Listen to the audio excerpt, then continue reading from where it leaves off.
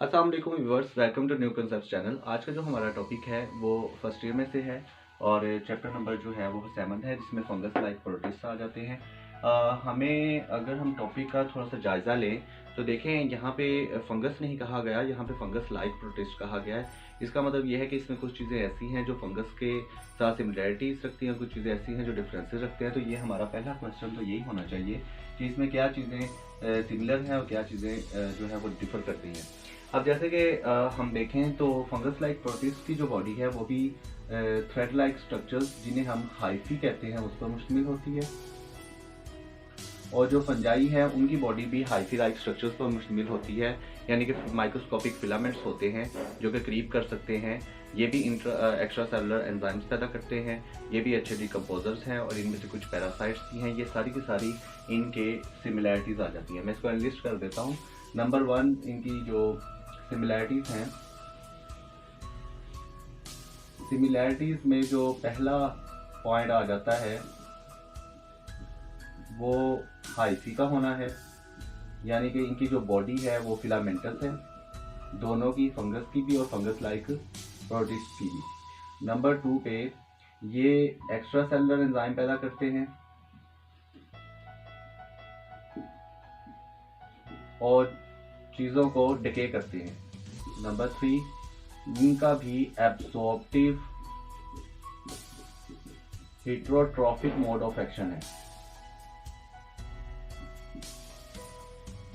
ये भी फोटोसिंथेसिस नहीं कर सकते, फंगस की तरह ये भी फोटोसिंथेसिस नहीं कर सकते और ये भी दूसरे जानदारों से खुराक हासिल करते हैं, इसलिए इन्हें हेटरोट्रॉफिक कहा जाता है। लेकिन ये दूसरे जानदारों को डायरेक्टली प्रे नहीं कर सकते, खा नहीं सकते, ठीक है। ये एक्स्ट्रा सेलुलर एंजाइम्स पैदा करते हैं जो कि उन चीज़ों को गला सड़ा देते हैं और उसके बाद उस चीज़ को एब्जॉर्ब कर लेते हैं स्पेशल हाइफी की मदद से।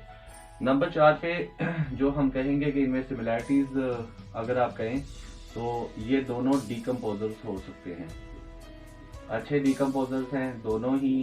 जो ऑर्गेनिक मैटर है, डिकेइंग ऑर्गेनिक मैटर, उनको जो है वो डिकम्पोज कर सकते हैं।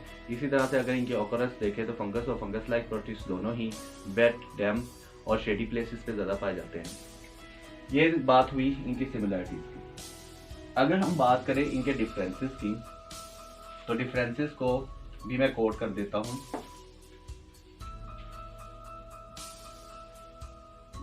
इनका जो मेन डिफरेंस आ जाता है, जिस बुनियाद पर इसे फंगस में शामिल नहीं किया गया, वो पहला डिफरेंस ये आ जाता है कि इनकी जो सेल वॉल होती है इसमें सेलुलोज होता है, जबकि जो फंजाई है उसकी सेल वॉल में आपको पता है कि काइटन नामी एक कंपाउंड होता है जो कि बहुत ज़्यादा टफ है और ये जल्दी डिके नहीं होता। पौधे और इनमें सिमिलैरिटी है कि इनकी सेल वॉल में भी सेलुलोज होता है, पौधों की सेल वॉल में भी सेलुलोज होता है।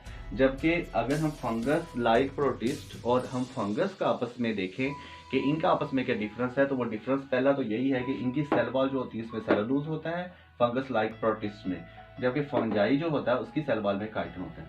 नंबर 2 पे जो हमारा डिफरेंस है वो ये आ जाता है कि इनमें सेंट्रियोल्स प्रेजेंट हैं, इनमें सेंट्रियोल्स मौजूद होते हैं जबकि फंजाई में सेंट्रियोल्स मौजूद नहीं होते, ठीक है। तो ये एक हमारा जो है वो डिफरेंस इनसे अच्छा आ जाता है। तो टाइप्स देखते हैं तो हमारे पास इनकी 2 टाइप्स है। एक को हम स्लाइम मोल्ड या मिक्सोमाइकोटा कहते हैं, ये दोनों एक ही चीज़ के नाम है। और दूसरी जो इसकी टाइप है उसे हम वाटर मोल्ड या हम उसे ऊमाइकोटा कहते हैं, ठीक है। अगर हम इनमें से एक टॉपिक स्टार्ट करें, फॉर एग्जांपल हम सबसे पहले स्लाइम मोल्ड या मिक्सोमाइकोटा करते हैं, तो इसे स्लाइम मोल्ड क्यों कहा जाता है? सबसे पहला तो ये क्वेश्चन है। देखिए, स्लाइम मोल्ड इसे इसलिए कहा जाता है क्योंकि स्लाइम का लफ्जी मतलब ही चिपचिपा होता है, जिसे हम स्टिकी कह देते हैं, ठीक है। ये चिपचिपा मादा पैदा करती है, स्टिकी होती है। ये मैं थोड़ा सा बोर्ड इसको अरेज कर रहा हूँ ताकि हमें थोड़ी स्पेस मिल जाए। ये जो स्लाइम मोल्ड्स होती हैं ये काफी चिपचिपा सा एक मादा पैदा करती हैं, ठीक है, जिसकी वजह से इसे स्लाइम मोल्ड कहा जाता है। और जैसे कि फॉर एग्जांपल अगर किसी जगह पे ये इस तरह से इनके हाइफी मौजूद है और अगर इनका जो डायामीटर है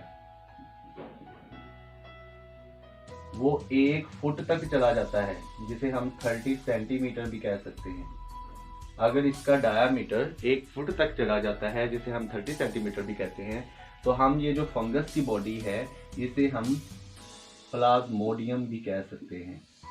ये जो प्लाज्मोडियम है, आमतौर पे ये मलेरिया की बीमारी में हमने पढ़ा था कि मच्छर की बॉडी के अंदर एक प्लाज्मोडियम टाइप जो है वो एपिकम्प्लेक्सन जो है वो पाया जाता है, जो कि मलेरिया की बीमारी पैदा करता है।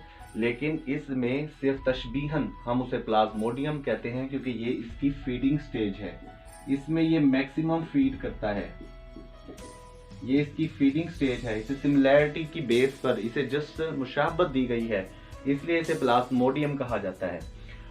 शर्त क्या है? शर्त यही है कि जब इसके जो हाइफी हैं, जब इसका जो माइसीलियम है, इसकी जो बॉडी है, उसका डायामीटर कितना चला जाए, 1 फुट तक चला जाए, यानी 30 सेंटीमीटर तक, तो हम उसे प्लाज्मोडियम कह देते हैं। जैसे ही ये प्लाज्मोडियम, अब आप देखेंगे कि प्लाज्मोडियम फीड किस पे करेगा। अगर इसकी हम फीडिंग को देखें तो ये डिकम्पोजर क्योंकि है, ये गली सड़ी चीज़ों को खाएगा। अगर इसे लकड़ी मिल जाए, कोई किसी जगह पे कोई लकड़ी का टुकड़ा पड़ा हुआ है या बड़ी बड़ी लॉग्स पड़ी हुई हैं, ये उस पर ग्रो होना शुरू हो जाएगा। इसी तरह से अगर इसे फॉर एग्जाम्पल गोबर वगैरह या ऑर्गेनिक मैटर, फ्रूट्स के छिलके या गले सड़े चीज़ें जो है वो कहीं भी मिल जाएगी, उन पे अच्छा ग्रो हो जाते हैं। इसी तरह से अगर ये चीज़ें इन्हें नहीं मिलती तो ये किसी भी जगह में मौजूद बैक्टीरिया या यीस्ट या स्पोर्स, दूसरे फंजाई के जो मौजूद होते हैं, उन्हें खाना शुरू कर देते हैं, उन्हें एक्स्ट्रा सेलुलर एंजाइम्स पैदा करते हैं, उन्हें लिक्विड में चेंज करते हैं और उन्हें एब्जॉर्ब कर लेते हैं।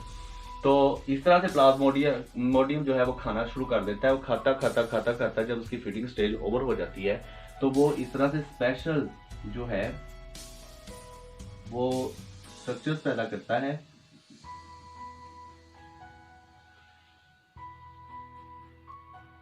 इन स्ट्रक्चर्स को हम स्पोरेंजिया कहते हैं।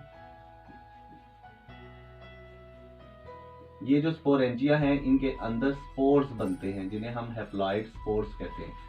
ये जो स्पोर्स होते हैं ये हवा के जरिए उड़ते हैं। मैं ये मिटाना चाह रहा हूँ ताकि हमें थोड़ी सी जगह मिल जाए।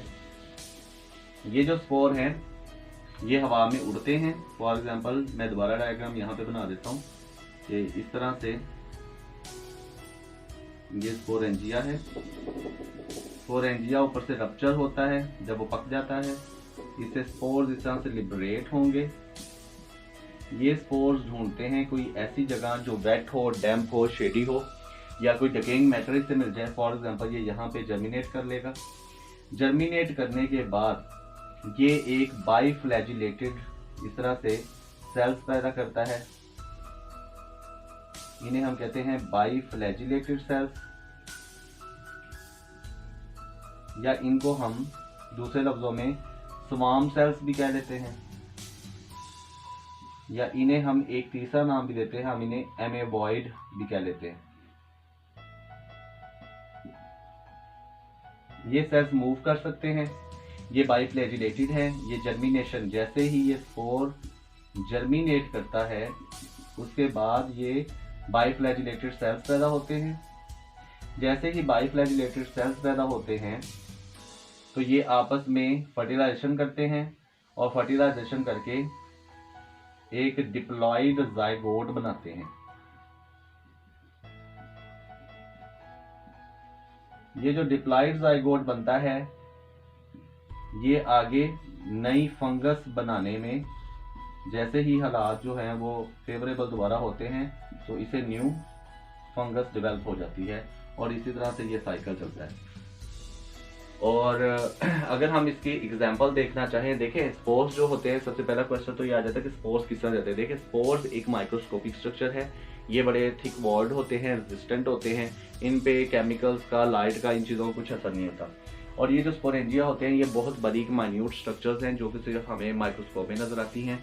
इसकी जैसे ये स्पोर्स जो होते हैं ये थाउजेंड्स और जो मिलियंस की तादाद में जो है एक स्पोरेंजिया के अंदर बनते हैं। स्पोरेंजिया की दीवार जैसे ही स्पोर्स तैयार हो जाते हैं वो रप्चर हो जाती है। हवा के ज़रिए ये स्पोर्स कई दफ़ा हवा के ज़रिए भी हो जाते हैं, कई दफ़ा इंसेक्ट्स या हमारे ज़रिए, और कई दफ़ा ये पानी के ज़रिए भी करते हैं। तो ये डिपेंड करता है कि वो फंगस लाइक या फंगस कौन सी है। जिसके स्पोर्स जो हैं वो एयरबोर्न हैं, यानी एयर के ज़रिए वो ट्रैवल करेंगे, वाटरबोर्न हैं, वाटर के ज़रिए वो ट्रैवल करेंगे, या वो फिर इंसेक्ट्स के ज़रिए करेंगे। तो ये इस तरह से सपोज किसी मुनासिब जगह पे जब जाते हैं, जो वेट हो, शेडी हो, वहाँ पे कोई ऑर्गेनिक मैटर मौजूद हो, तो वो जर्मिनेट कर देते हैं, उनसे बाइफ्लैजिलेटेड सेल्स बन जाते हैं। बाइफ्लैजिलेटेड सेल्स जो हैं वो फर्टिलाइजेशन कर लेते हैं। जब उनकी फर्टिलाइजेशन हो जाती है तो उससे एक डिप्लॉयड जाइगोट बनता है, जो कि आगे नई फंगस बना देता है, जो कि पहले से ज़्यादा बेहतर होती है, क्योंकि वो एक बाकायदा प्रोसीजर के तहत आई है, उसमें अडेप्टेशन जो है वो ज़्यादा है। इसी तरह से अगर हम इसकी एग्जाम्पल देखें तो हमारे पास एक एग्जाम्पल है, उसे कहते हैं फाइसेरम पॉलीसेफेलम।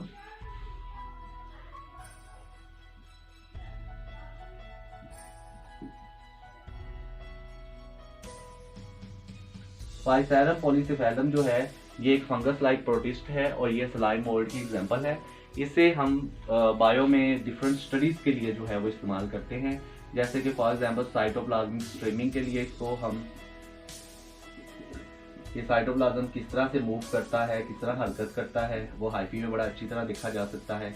इस तरह से इनका साइटोस्केलेटन स्टडी करने के लिए कि इनके अंदर साइटोस्केलेटन कैसा पाया जाता है, जैसे हमने पढ़ा था माइक्रोट्यूब्यूल्स, माइक्रोफिलामेंट्स, इंटरमीडिएट फिलामेंट्स। इसी तरह से मुख्तलिफ जो है वो चीज़ें हैं, जैसे ग्रोथ है और इनकी डिफ्रेंशिएशन है। ये सारी चीज़ें जो है वो स्टडी करने के लिए हम फाइसेरम पॉलीसेफेलम को जो है वो इस्तेमाल करते हैं। ये एक बहुत अच्छी एग्जांपल है और ये स्लाइम मोल्ड की एग्जांपल है। हमारा जो नेक्स्ट टॉपिक है वो वाटर मोल्ड है, जिसे हम ओ माई गॉड भी कहते हैं। और इसमें जैसे कि हमने पढ़ा कि क्या सिमिलैरिटीज़ और क्या डिफरेंसेस होते हैं।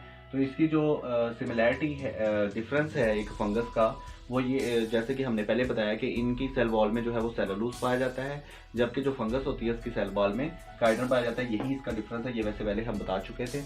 इसके बाद क्योंकि इनकी बॉडी जो है, क्योंकि ये फंगस लाइक प्रोटिस्ट है और इनकी बॉडी फिलामेंट्स यानी हाइफी में मुश्तमिल होती है, तो हमने ये देखना है कि इनमें हाइफी कैसे पाए जाते हैं। अब हाइफी हमारे पास कहा गया है कि इसमें ए सेप्टेट हाइफी होते हैं।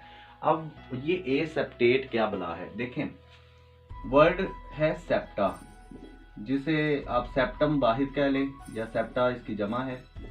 सेप्टा या सेप्टम किसे कहते हैं, ये अगर इस तरह से एक मल्टी न्यूक्लिएटेड स्ट्रक्चर है और उसमें हर सेल की अपनी दीवार है, ये जो दीवार होती है जिसे हम क्रॉस वॉल भी कहते हैं, इसे हम दूसरे लफ्जों में सेप्टम भी कहते हैं। अगर एक हाइफी के अंदर क्रॉस वॉल्स मौजूद होती हैं यानी सेप्टा मौजूद होते हैं तो उसे हम सेप्टेट कहते हैं, और अगर उसमें सेप्टा नहीं होते तो उसे हम ए सेप्टेट कह देते हैं या नॉन सेप्टेट कह देते हैं। अब ये जो वाटर मोल्ड है यानी ओ माइकोटा है, इसमें ए सेप्टेट हाइफी पाए जाते हैं। इसका मतलब ये हुआ, अगर हम इन क्रॉस वॉल्स को सेप्टा कहते हैं और सेप्टा हो तो सेप्टेट होता है, सेप्टा हो तो सेप्टेट हाइफी होते हैं, सेप्टा ना हो तो ए सेप्टेट हाइफी होते हैं। तो इसका मतलब इन दोनों एग्जाम्पल में से इसमें कौन से हाइफी पाए जाएंगे, ये वाले, जिसमें एक हमें हाइफी नजर आएगा और वो मल्टी न्यूक्लिएटेड स्ट्रक्चर नजर आएगी, उसमें कहीं भी हमें जो है वो सेप्टा या क्रॉस वॉल नजर नहीं आ रही। इसकी जो एग्जाम्पल है वो फाइटोप्थोरा इन्फेस्टेंस है। फाइटोप्थोरा इन्फेस्टेंस जो है ये एक पैरासिटिक फंगस लाइक प्रोटिस्ट है। ये पैरासिटिक इन नेचर है, ये बीमारी पैदा करता है पौधों में और इसका हिस्ट्री में काफ़ी इनफेमस किरदार रहा है। इसने काफ़ी तबाही उतारी है।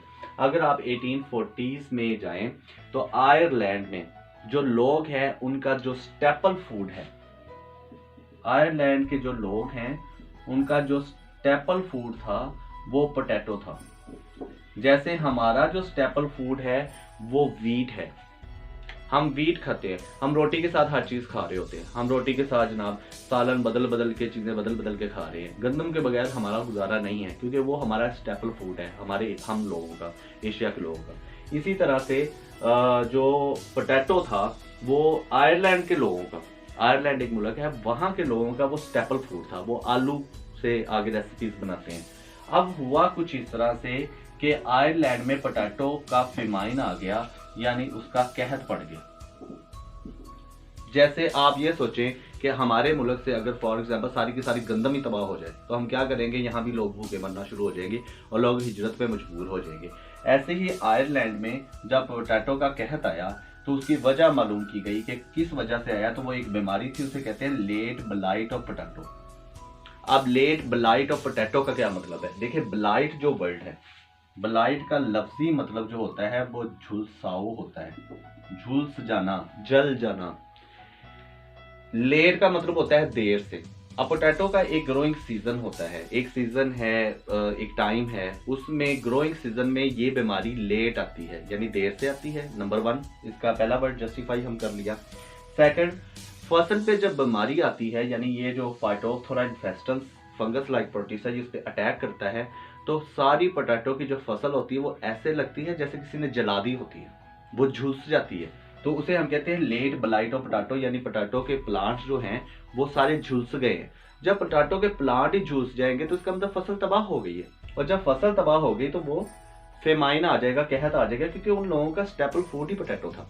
अब जैसे ही कहत आता है 1840 में, तो 250,000 से 1 मिलियन तक, यानी कि 2.5 लाख, ये कितना बनता है आप इसको देखें, 2.5 सैकड़ा हज़ार 10,000 लाख, यानी कि 2.5 लाख से लेकर 10 लाख, 1 मिलियन 10 लाख होता है, 2.5 लाख से लेकर 10 लाख लोग जो है, ये एक बहुत बड़ी मैस माइग्रेशन थी, यानी कि बहुत ज़्यादा तादाद, मैस माइग्रेशन हम कहते हैं जब बहुत ज़्यादा तादाद में लोग जो है वो माइग्रेशन करते हैं, वो यूएस को चले गए आयरलैंड से, और ये सारे के सारे इस बीमारी की वजह से हुआ। आप डायग्राम अगर देखें तो डायग्राम के अंदर हमें पता नहीं सही तरह से चल रहा कि ये गोल गोल से जो है ये आलू हैं या क्या, ये इसमें क्या बना हुआ है, तो मैं आपको डायग्राम क्लियर कर दूं।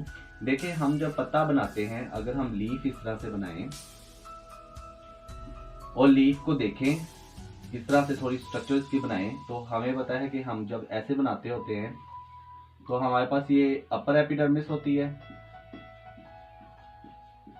और इसके नीचे यहाँ पे हमारे पास लोअर एपिडर्मिस होती है। लोअर एपिडर्मिस में कहीं कहीं स्टोमेटा भी मौजूद होते हैं, किडनी शेप्ड जो सेल्स होते हैं जिनसे गैसेस जो है वो आती जाती हैं, तो ये हम स्टोमेटा बना रहे हैं, ठीक है। ये अपर एपिडर्मिस है और ये लोअर एपिडर्मिस है। इसके दरमियान में आपको बताइए यहाँ पे रिंग होते हैं जिसे हम वैस्कुलर बंडल्स कहते हैं, हमें बनाने की यहाँ जरूरत नहीं है, मैं यहाँ पे VB लिख देता हूँ, वैस्कुलर बंडल्स। और यहाँ पे मेसोफिल सेल्स की लेयर होती है।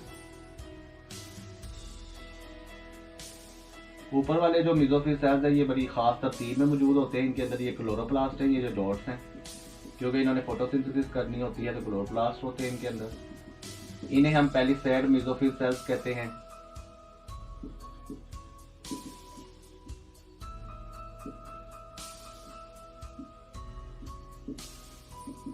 और नीचे वाले जो मेसोफिल सेल्स होते हैं उनके अंदर एयर स्पेसिस काफी ज्यादा होती हैं,